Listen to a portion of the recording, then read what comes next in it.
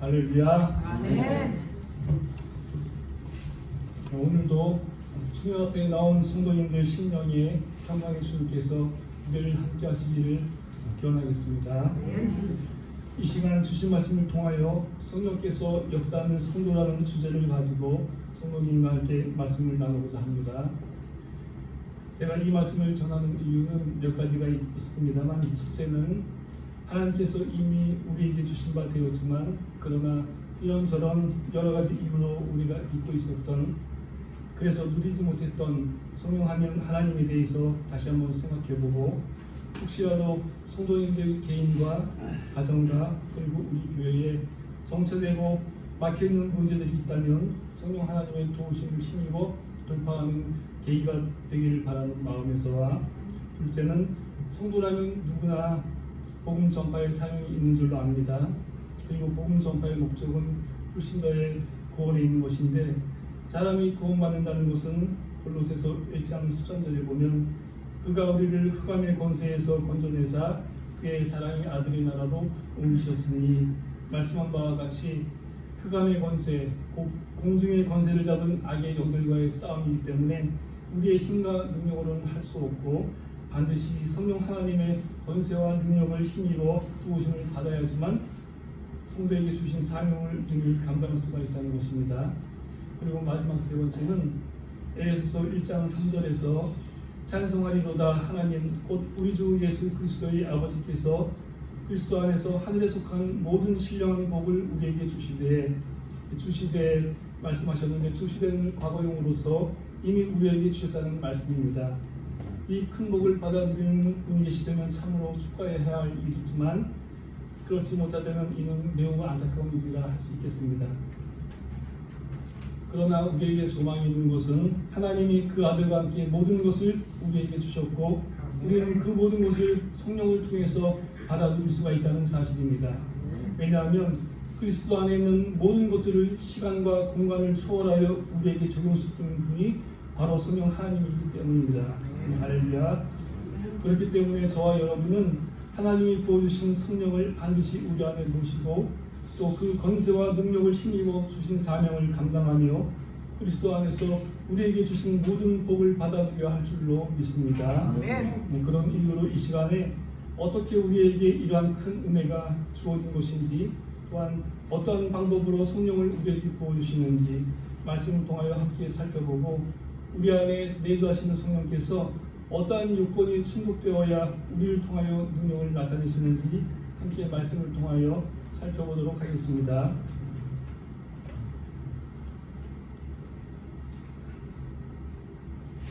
사도행전은 28장에 불과한 비교적 짧은 장의 책이고, 오늘 보는 말씀 사도행전 1장 8절은 단 한 구절에 불과하지만 사도행전의 이 한 구절 말씀이 결코 짧지 않은 것은 지금도 어디에선가 누군가를 통하여 성령의 역사는 계속되고 있으며 땅끝까지 복음을 전파라는 주님의 명령은 계속 진행 중이기 때문임을 믿으시기 바랍니다.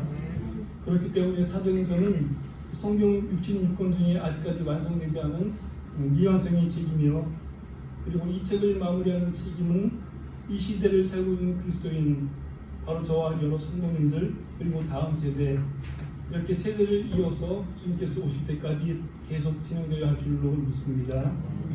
올해 우리 교회 표어가 내 집을 채우라입니다. 내 집을 채우라는 표 아래 다 함께 신앙생활을 할 텐데요. 우리가 주님의 집을 채우려면 말씀과 복음을 전하며 전도를 해야 하는데, 세상은 하루가 다르게 바쁘게 돌아가고 또 사람들의 마음은 갈수록 악하고 강팍해져서 사실 전도하는 것이 점점 어려운 것이 교회가 처한 현실입니다. 그렇지만 바울 사도는 디모데후서 4장에서 너는 말씀을 전파하라, 때를 얻든지 못 얻든지 항상 힘쓰라, 이처럼 우리에게 강력하게 권면하고 있고, 또 예수님께서도 사람을 강권하여 데려다가 내 집을 채우라 말씀하시는 것을 볼 때에 때를 얻든지 못 얻든지 우리는 말씀을 전파해야만 하는 것입니다. 그러나 사람이 구원받는 문제는 이 세상 체계와 관련된 매우 심각한 문제이기 때문에 한편으로 바울 사도는 고린도전서 2장 4절에서 이와 같이 말씀하고 있는 것을 볼 수가 있습니다. 내 말과 내 전도함이 설득력 있는 지혜의 말로 하지 아니하고 다만 성령의 나타나심과 능력으로 하여. 이 말은 곧 당대 율법학자로서 지혜와 지식이 그 누구보다 월등한 사도 바울이었지만 자신의 지식과 언변이 아닌 성령 하나님의 능력을 의지하여 말씀과 복음을 전파하였다고 고백하고 있는 것입니다. 그 이유는 좀 전에 언급했던 이 세상 체계와 관련이 있는 곳으로서 고린도후서 4장 4절에 그 중에 이 세상의 신이 믿지 않는 자들의 마음을 혼미하게 하여 그리스도의 영광의 복음의 광채가 비치지 못하게 하매니, 말씀과 같이 우리가 살고 있는 이 세상에는 이 세상을 주관하는 악의 영들이 있어서 불신자들 배후에서 역사하여 그들로 하여금 예수님을 믿지 못하도록 그들의 마음을 가리고 또 해방하고 있다는 것을 볼 수가 있습니다. 그렇기 때문에 성도가 말씀과 복음을 전파할 때는 먼저 성령 하나님의 권능을 힘입어 불신자 안에서 역사하는 악의 영들을 결박하는 기도가 선행되어야 할 줄로 믿습니다. 그러면 이제 우리에게 어떻게 이러한 성령을 보여주시는 큰 은혜가 주어졌는지 잠깐 살펴보도록 하겠습니다. 성도님들 안에 성령이 거하심을 믿습니까? 아멘. 그러나 어떤 때는 우리 안에 계신 것도 같고 또 어떤 때는 아닌 것도 같고 그렇지 않습니까? 그러나 성령의 내주하심은 우리의 기분과 느낌과는 아무런 상관이 없습니다. 다만 내가 예수를 믿고 구원받았다는 확신이 있다면, 그래서 하나님의 자녀가 될 때는 믿음이 있다면 반드시 그 성도 안에는 성령께서 내주하심을 믿으시기 바랍니다. 그렇기 때문에 바울 사도는 고린도전서 12장 3절에서 성령으로 아니하고는 누구든지 예수를 주시라 할 수 없느니라 말씀하고 있고, 또한 고린도전서 3장 16절에서는 성령을 받았음에도 방언이나 기적 같은 눈에 보이는 표정에만 몰두하며 행실로는 주의 이름을 못되게 하는 고린도의 교인들에게 너희가 하나님의 성전이며 성령이 너희 안에 계신 것을 알지 못하느냐, 이처럼 강하게 책망하며 그들 안에도 성령이 내주하심을 상기시키고 있는 것을 볼 수가 있습니다. 즉 성도가 진정으로 예수님을 믿고 구주를 영접했다면 성도의 상태와는 상관없이 그 성도 안에는 성령께서 거하고 계시는 것입니다. 비록 아직은 신앙이 미성숙해서 제 가운데 방황하고 있고 또 행실이 바르지 못하다 할지라도 그 성도 안에는 틀림없이 성령이 거하고 계신다는 것입니다. 왜냐하면 성도가 예수님을 구주로 영접하고 믿음으로 받아들일 때 부활하신 주님께서 생명을 주는 영으로 성도 안에 들어오셔서 죄로 인하여 죽었던 성도의 영을 살리고 또 그 성도의 영과 연합하였기 때문입니다.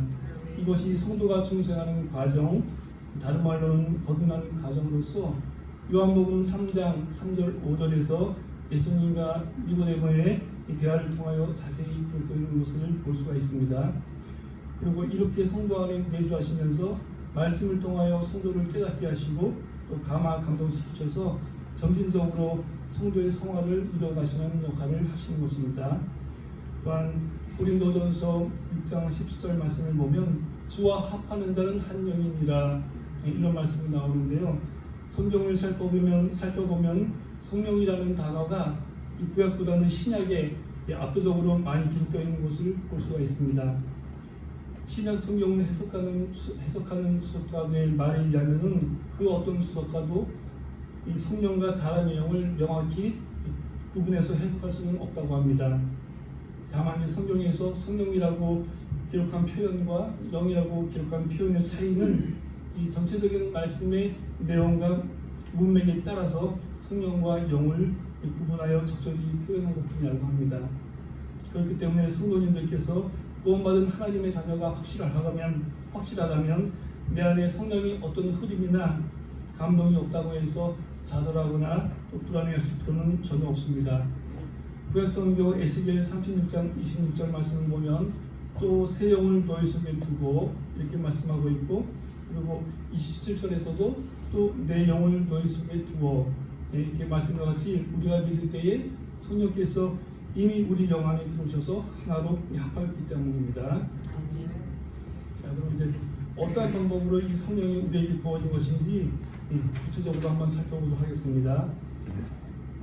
우리가 잘 아시는 바와 같이 성령 강림에 대하여 논할 때면 항상 사도행전 2장 말씀을 인용을 합니다. 2장의 내용을 잠시 살펴보자면은 1절에서 4절까지는 오순절 성령 강림에 대해서 기록하고 있고, 또 5절부터 13절까지는 성령이 말하게 하심을 따라 방언을 하는 제자들을 목격한 유대인들의 소동과 또 그들이 세술에 취하였다고 비방하는 내용, 그리고 14절부터 36절까지는 구약의 요엘서를 인용한 사도 베드로의 설교 내용이 나옵니다. 그 내용을 잠시 요약해 보자면, 너희들은 우리를 보고 술에 취하였다 비방하고 조롱하지만 지금은 제3신이 우리가 절대로 술에 취한 것이 아니다. 참고로 그 당시 경건한 유대인들은 하루에 3번 기도를 하였는데요. 아침 9시, 낮 12시, 그리고 오후 3시 이렇게 정해진 시간에 기도를 했는데, 베드로가 말하는 제3시는 아침 9시, 즉 이렇게 기도하는 시간이니까 절대로 술에 취한 것이 아니다. 그리고 너희가 보고 있는 이것은 선지자 요엘을 통하여 말씀하신 그것과 같은 성령의 부으심이다. 너희들은 죄 없으신 나사렛 예수를 죽였지만 하나님이 그를 살리시고 높이셔서 주와 그리스도가 되게 하셨다. 그 증거가 바로 너희들이 보고 있는 이것, 바로 성령의 부으심이다. 이렇게 강력하게 마치 항변하듯이 설교를 하고 있는 것입니다. 여기서 다 함께 사도행전 2장 32절 33절 말씀을 함께 공독하도록 하겠습니다. 함께 찾아볼까요? 사도행전 3장, 사도행전 2장 32절에서 33절 말씀.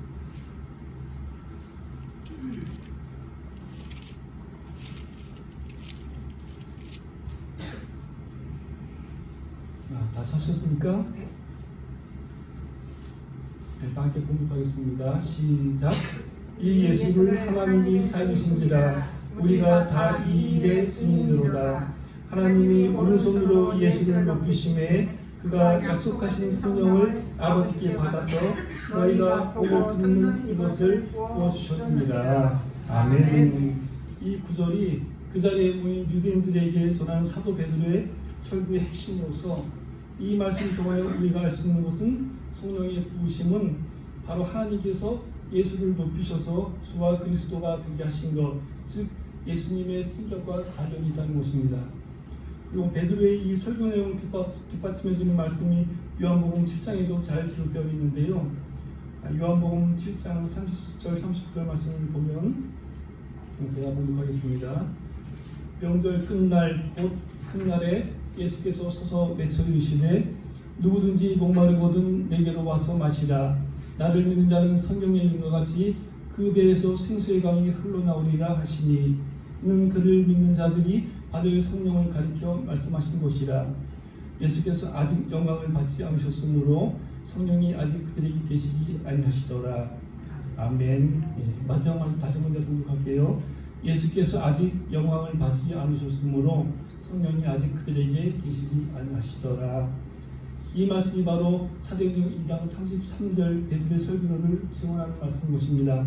하나님이 오른손으로 예수를 높이심에, 하나님이 오른손으로 예수를 높이심에 그가 약속하신 성령을 아버지께 받아서 너희가 보고 듣는 이것을 부어주셨느니라. 베드로의 이 설교를 들은 유대인들은 마음에 찔려서 사도들에게 묻습니다. 37절 하반절에 이르되 형제들아 우리가 어찌할꼬 하거늘. 이 다음에 이어지는 베드로의 말씀이 바로 성령을 받는 비결이라고 할 수 있겠습니다. 38절을 다 함께 공독하시겠습니다.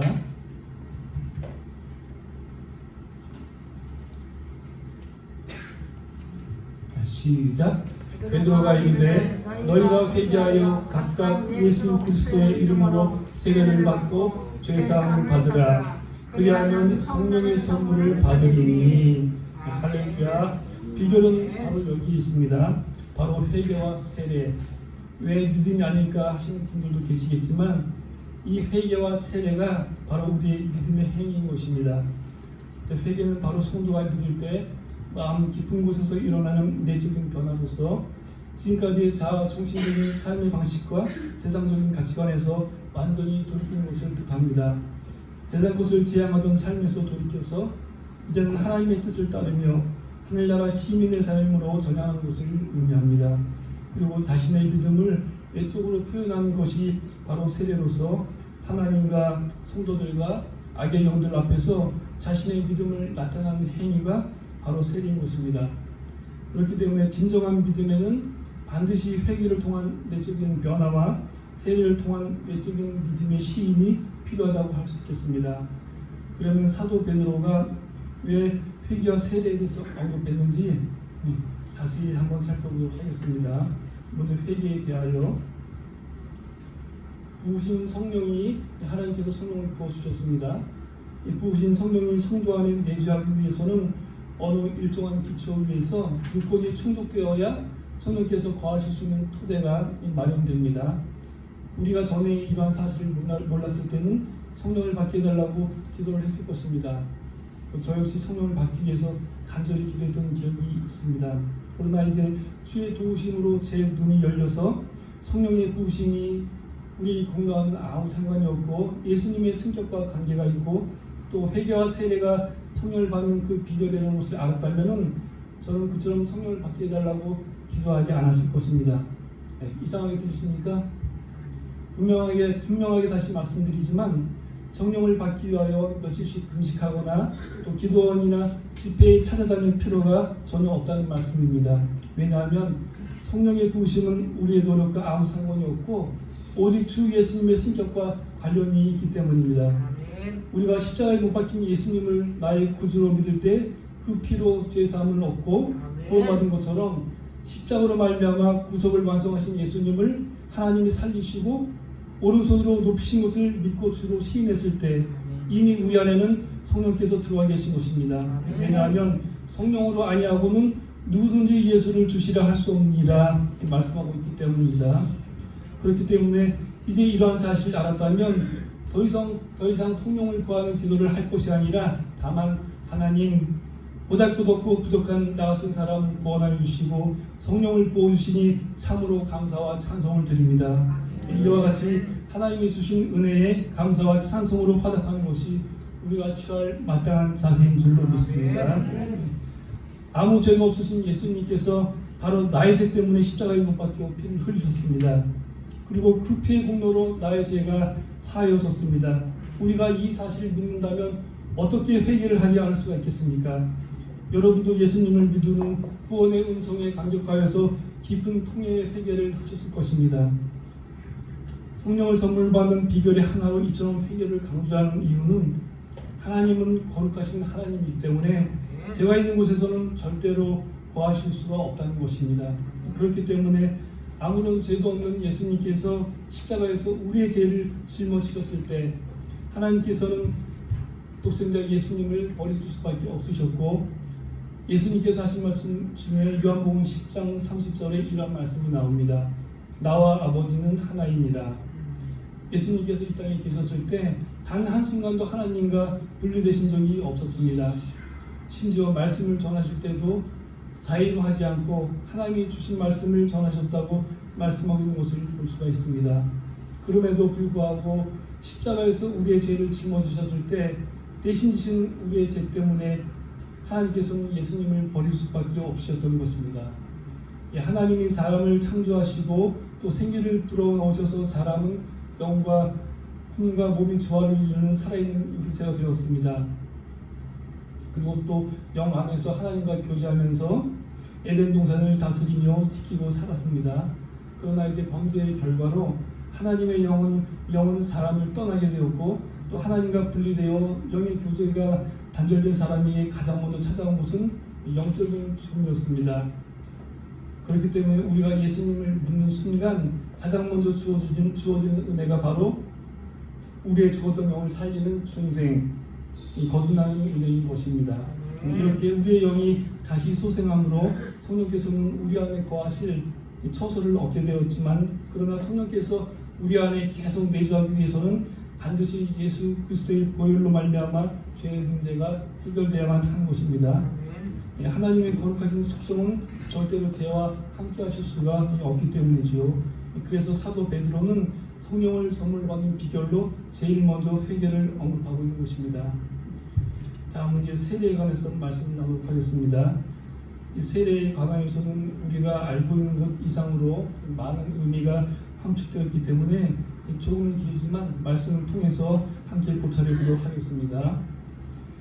우리는 예수님께서 승천하시기 전에 제자들에게 마지막으로 하신 말씀을 기억합니다. 마태, 마가복음에서는 승천하시기 직전에 모인 제자들에게 세례에 대하여 당부의 말씀을 하셨고, 또 누가복음과 사도행전에서는 승천하시기 전에 마지막 말씀으로 제자들에게 약속하신 성령을 기다릴 것을 당부하시는 것을 볼 수가 있습니다. 일반적으로 누구나 마지막 당부의 말을 할 때는 본인이나 그리고 듣는 상대방에게 가장 중요한 것, 꼭 알아야 할 것을 이야기합니다.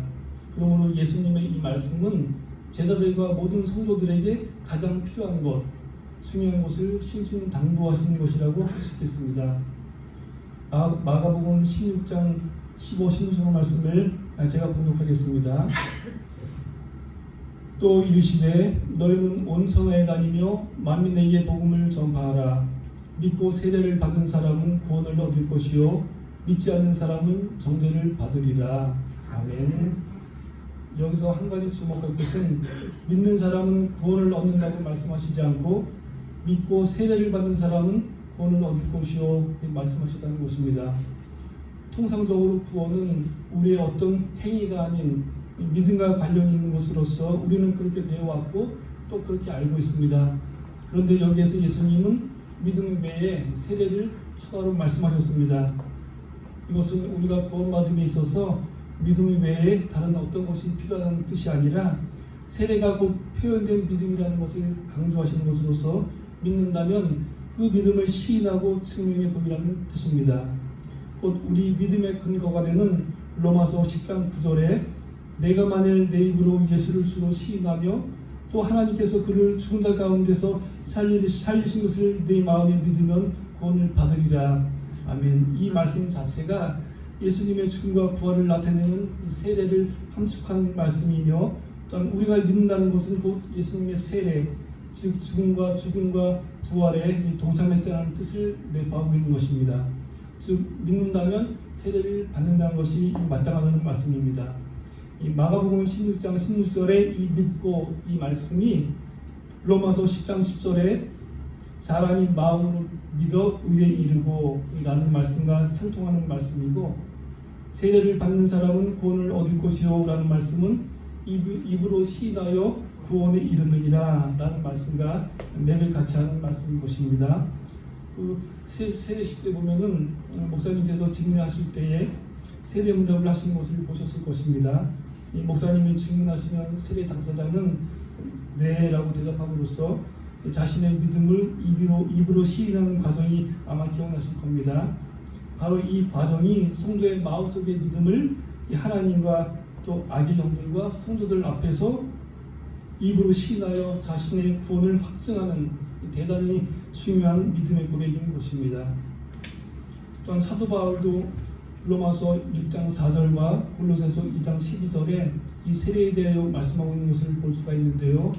두 구절에서 말씀한 바와 같이 세례는 바로 그리스도와 함께 장사됨을 뜻합니다. 세례 또는 침례의식은 지금은 이제 약식으로 하고 있지만 원래는 물속에 완전히 잠겼다가 나오는 방식으로 진행됨을 모두가 알고 계실 것입니다.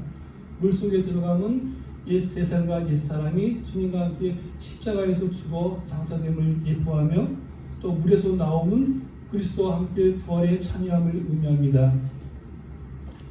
이와 같이 세례는 죽음과 부활의 상징으로서 예수님께서는 공생애가 시작도 되기 전에 세례 요한에게 세례를 받으심으로 스스로 죽음과 부활의 자리를 취하셨고, 그리고 세례를 받으신 후에 성령께서 임하시고 비로소 예수님의 공적 사역이 시작되었음을 우리는 잘 알고 있습니다. 이의 내용이 사복음서에 모두 기록되어 있는 것을 볼 수가 있는데, 그만큼 세례와 성령 강림의 중요성을 강조하는 말씀이라 할 수 있겠습니다. 마태복음 3장 16절, 또 마가복음 1장 9절에서 10절, 또 누가복음 3장 21절에서 22절, 요한복음 1장 32절에서 34절 말씀, 이 사복음서 모두에 예수님께서 공생애를 시작하시기 전에 세례를 받으신 말씀이 기록되었다는 것은 대단히 중요한 의미가 있는 말씀이기 때문에 그 내용을 좀 더 구체적으로 살펴보도록 하겠습니다. 예수님은 하나님으로서 아무도 세례를 강조한 적이 없습니다. 그렇죠? 아무도 예수님 세례 받으셔야 됩니다 말씀한 적이 없어요.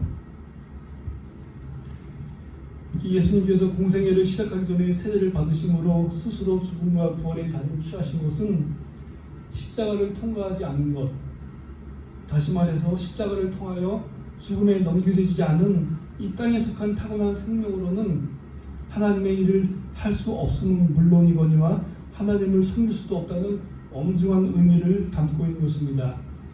그렇기 때문에 예수님은 성자 하나님으로서 인간의 구속을 위하여 이 땅에 오셨지만 성육신 하심으로 육신의 모양을 취하셨기 때문에 하나님의 뜻을 이루는 이 공생애를 시작하기에 앞서서 이 타고난 생명을 죽음에 넘기는 이 세례를 먼저 받으셔야만 했던 것입니다. 그리고 세례를 받으시고 부활을 상징하는 물 위에 올라오실 때 그때 성령이 임하셨죠. 그 위에 성령이 임하셨고 또 하늘에서는 예수님의 이 섬김과 사역을 기쁘게 받으시려는 화답으로 하나님이 말씀하셨죠. 이는 내 사랑하는 아들이요 내 기뻐하는 자라 말씀하시는 것을 볼 수가 있습니다. 하나님께서 공식적으로 예수님이 이 섬김을 세례를 통해서 승인하셨다는 말씀입니다. 아멘. 더 구체적으로 말씀하고 있는 성경을 찾아보도록 하겠습니다. 이거는 다 함께 같이 찾아보실까요? 고린도전서 15장 45절에서 47절 말씀입니다.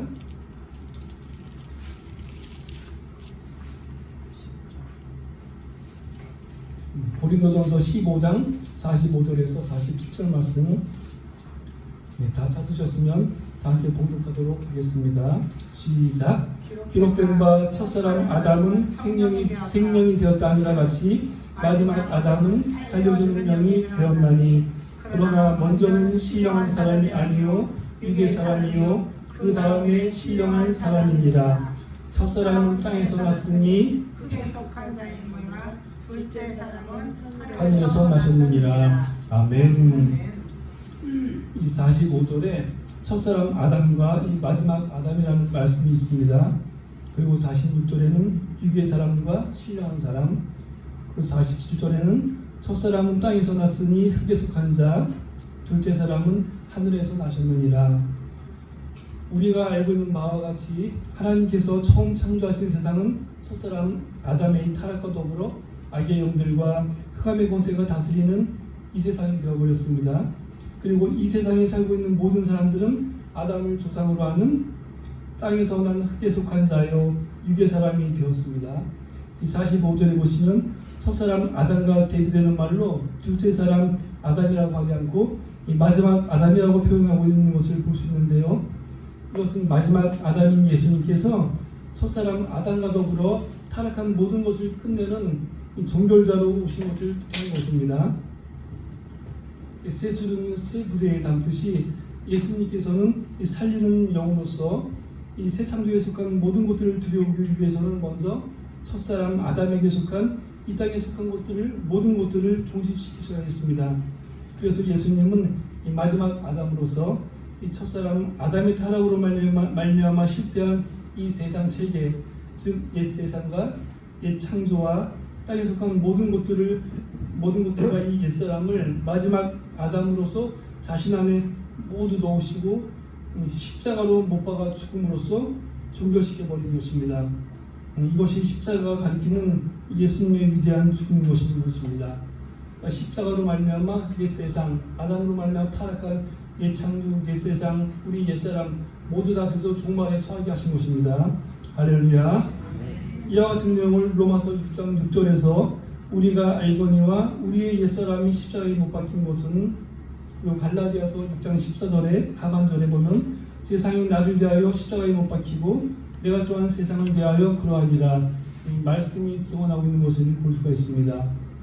또한 47절 둘째 사람은 하늘에서 나셨느니라, 이 말씀은 예수님께서 둘째 사람으로서 부활을 통하여 하늘에 속한 새 창조에 속한 것들을 들여오심을 뜻하는 것으로서 우리가 예수 그리스도와 연합하여 세례에 동참함으로 이 부활의 생명을 받은 새로운 표정으로 되어서 성령께서 공급해 주시는 힘으로 하나님을 섬기고 또한 하나님 나라를 이어받음으로 하늘에 속한 모든 것을 받아온 누리게 하시려는 것에 그 목적이 있다고 할 수 있겠습니다. 마지막으로 세례는 또 육의 몸을 벗는 것을 의미합니다. 이 골로새서 2장 11절에 또 그 안에서 너희가 손으로 하지 아니한 할례를 받았으니 곧 육의 몸을 벗는 것이요 그리스도의 할례니라, 이렇게 말씀하고 계신데요. 우리가 창세기 6장 3절 말씀을 보시면은 하나님의 영이 인간을 떠나신 이유가 기록되어 있습니다. 제가 한번 번역하겠습니다. 여호와께서 이르시되 나의 영이 영원히 사람과 함께하지 아니하리니 이는 그들이 육신이 되니라. 그러나 그들의 날은 120년이 되리라 하시니라. 이 말씀처럼 사람이 육신이 되었기 때문에 하나님께서는 사람과 함께하실 수 없다고 말씀하신 것을 볼 수가 있습니다. 그렇기 때문에 사람과 함께하시기 위해서는 이 사람의 육신의 문제를 해결하셔야만 하는데 그 해결책이 바로 십자가로 말미암은 그리스도의 할례를 사람에게 시행하는 것입니다. 그것만이 하나님의 영이 다시 사람과 함께할 수 있는 유일한 방법이기 때문입니다. 이와 같이 성령을 선물로 받는 비결을 함께 살펴보았습니다. 하나님께서 사람에게 다시 성령을 부어주시는 것은 이 그리스도의 구속과도 깊은 연관이 있습니다. 하나님의 영원하신 목적을 위하여 사람을 창조하시고 또 사람과 함께 하시며 그 목적을 성취하시기 위해서 사람 안에 영을 넣으시고 하나님께서 늘 함께 하셨습니다. 그러나 이제 범죄로 말미암아 사람은 육신으로 타락하였고 또 하나님께서는 그 거룩한 속성하심으로 말미암아 사람을 떠나실 수밖에 없으셨던 것입니다. 그러나 이제 예수 그리스도의 구속의 성취로 말미암아 사람을 타락 이전의 수준으로 다시 회복하셨습니다. 아멘. 이제 하나님의 영원하신 목적을 성취하기 위하여 사람보다 더 간절히 이 하나님께서 사람과 함께 하시기를 원하는 것입니다. 그렇기 때문에 사람의 구속이 필요하셨고 또 예수 그리스도의 보혈로 말미암아 이 사람의 죄의 문제를 해결하시고 십자가로 말미암아 사람의 육신의 문제를 해결하신 것입니다. 이러한 이유로 하나님께서는 베드로의 입술을 통하여서 성령을 받는 비결로 회개와 세례를 언급하시며 이 하나님과 사람을 분리시킨 죄에 대하여 경고하시고 또한 성도들에게 성령이 거하시는 성전으로서 늘 정결해야 함을 말씀하고 계신 것입니다. 이제 말씀을 정리하겠습니다. 참으로 하나님께서는 유에서의 예언대로 구원받은 모든 성도들에게 이 하나님의 자녀들에게 물붓듯이 성령을 부어주셨습니다. 그러나 이것은 하나님 편에서 객관적인 사실인 것이고 모든 성도들에게 주관적인 사실로서 성령이 임하신 것은 아닙니다. 이게 무슨 뜻이냐면 예수님께서 십자가에 죽으심으로 구속을 완성하시고 구원의 문을 열어놓았지만 모든 사람이 구원받은 것은 아니죠. 다 구원받지 않았어요. 이처럼 하나님께서 부어주신 성령이 내 안에 내주하시는 성령으로 이 주관적인 체험이 되기 위해서는 방금 말씀한 이 진정한 회개와 이 세례를 통한 믿음의 시임이 반드시 필요한 것입니다. 그리고 우리는 여기서 한 걸음 더 나아가서 우리 안에 내주하시는 성령의 능력이 나타나는 더 큰 은혜를 사모해야 할 줄로 믿습니다. 실질적으로 많은 성도들이 이 성령께서 그들이 안에 거하고 계심에도 불구하고 이 성령의 능력을 경험하지 못하는 것은 그들 안에 계신 성령이 어떤 상징적인 존재가 아니라 실제하는 인격임을 보지 못하기 때문입니다. 우리 안에 계신 성령께서 바로 실제하는 인격임을 믿으시기를 주님의 이름으로 축원합니다. 우리 안에 계신 성령은 이 실제하는 인격입니다. 이 사실을 이제 인식하느냐 못하느냐 이 차이가 곧 승리하는 성도와 패배하는 성도를 가름하는 차이인 것입니다. 성령께서 실제하는 인격이라는 사실을 인식한 성도는 당연히 경외심을 가질 수밖에 없습니다.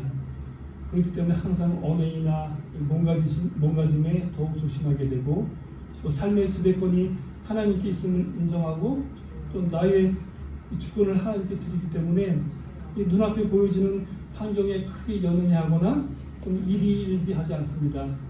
눈앞에 보여지는 일로 크게 기뻐하거나 또 낙심하지도 않는다는 말씀입니다.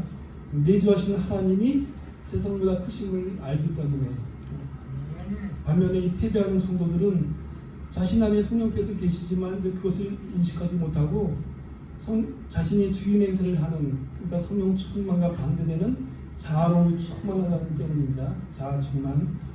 그렇기 때문에 이러한 성도 안에는 성령께서 임재하실 수는 있지만 능력을 나타내실 수가 없고 또 주님의 생명과 성품 또한 나타내실 수가 없는 것입니다.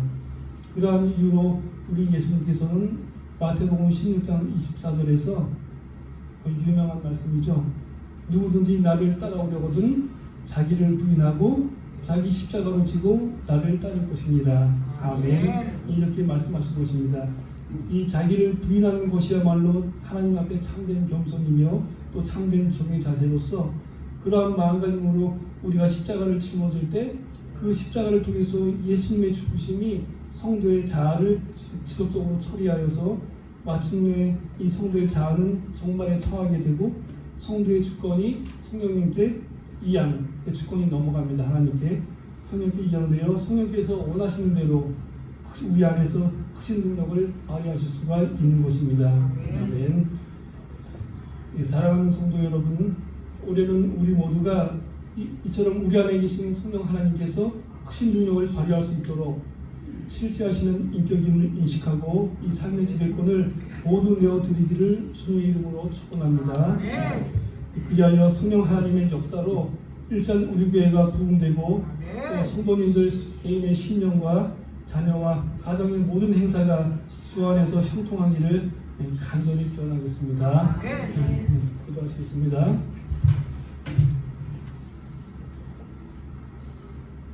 거룩하신 아버지 하나님, 오늘도 귀한 생명의 말씀을 주시니 참으로 감사를 드립니다.